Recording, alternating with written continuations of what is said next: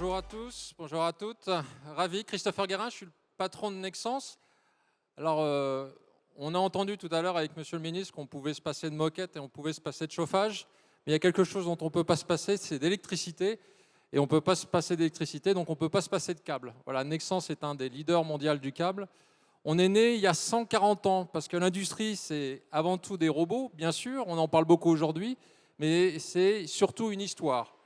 Nexans est né il y a 140 ans aux États-Unis et en Suisse avec Tesla, qui n'était pas une voiture à l'époque, qui était un ingénieur, Westinghouse, Benjamin Franklin et Edison, qui avaient besoin de câbles pour amener l'électricité dans les foyers. Ça s'est passé dans les années 1870, c'est à ce moment-là où nous sommes nés. Nous avons électrifié les Champs-Élysées en 1900. Nous avons électrifié l'exposition universelle, donc on a besoin de câbles pour amener l'électricité. Ce qui est formidable dans l'histoire de l'électricité, c'est ce fil conducteur qui nous amène jusqu'à aujourd'hui. Aujourd'hui, Nexans est un spécialiste de câbles pour l'électrification. Luc Rémond vous l'a dit, nous sommes en train d'électrifier le monde parce que l'électrification est la voie la plus rapide à la décarbonation de la planète. Mais jamais, au jamais, nous avions pensé avoir une telle demande.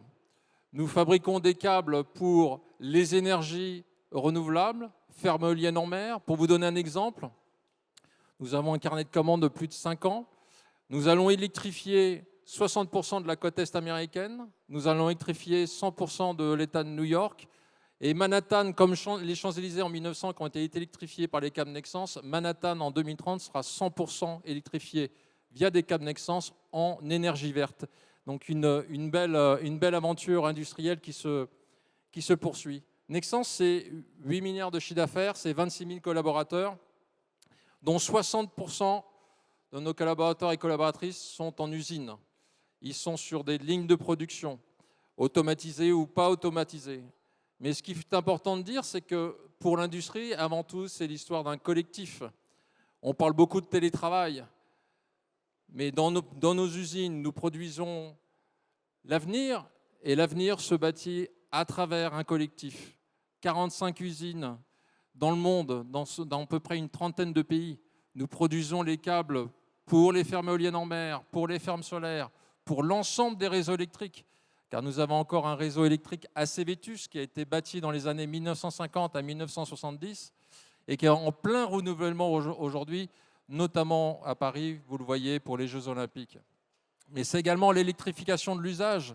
Alors en 1900, quand on a amené les premiers câbles, c'était uniquement dans les premiers étages des immeubles. Maintenant, les câbles sont partout. L'électricité vous est apportée pour la domotique, pour votre quotidien, pour votre véhicule électrique. Voilà, sans station de charge de véhicule électrique, il n'y aura pas de véhicule. Donc c'est une vraie avancée.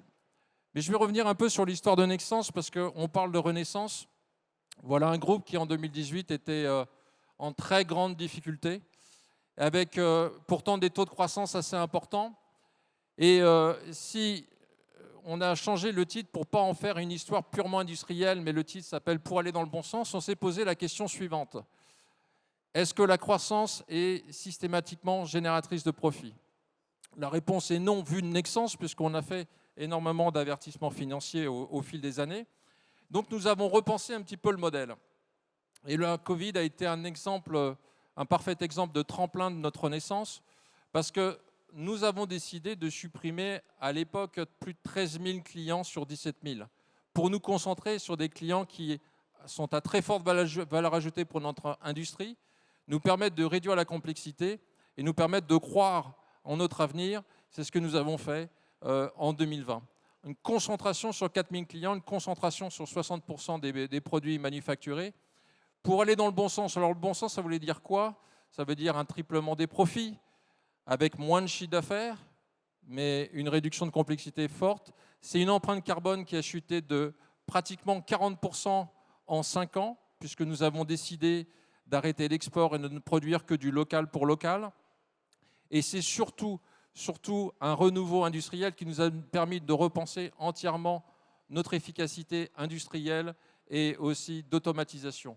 Cette réduction de complexité a permis de Nexans un renouveau assez incroyable qui nous permet maintenant de nous reposer sur l'avenir. Donc l'industrie, ce n'est pas quelque chose de vieillot, c'est quelque chose qui a beaucoup d'avenir. L'électrification du monde est en pleine marche. Il faut savoir que nous avons des sociétés en France qui sont exceptionnelles et qui rayonnent à travers le monde.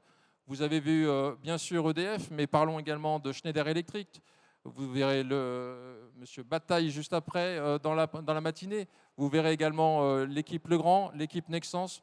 Voilà une team qui joue l'industriel pour l'industriel et qui permet au sein de ce collectif de faire rayonner la France au niveau mondial. Voilà, je vous remercie. Un grand bravo pour cette initiative, un grand bravo à Nicolas Dufourcq et à très bientôt pour la prochaine édition. Bien à vous. Merci.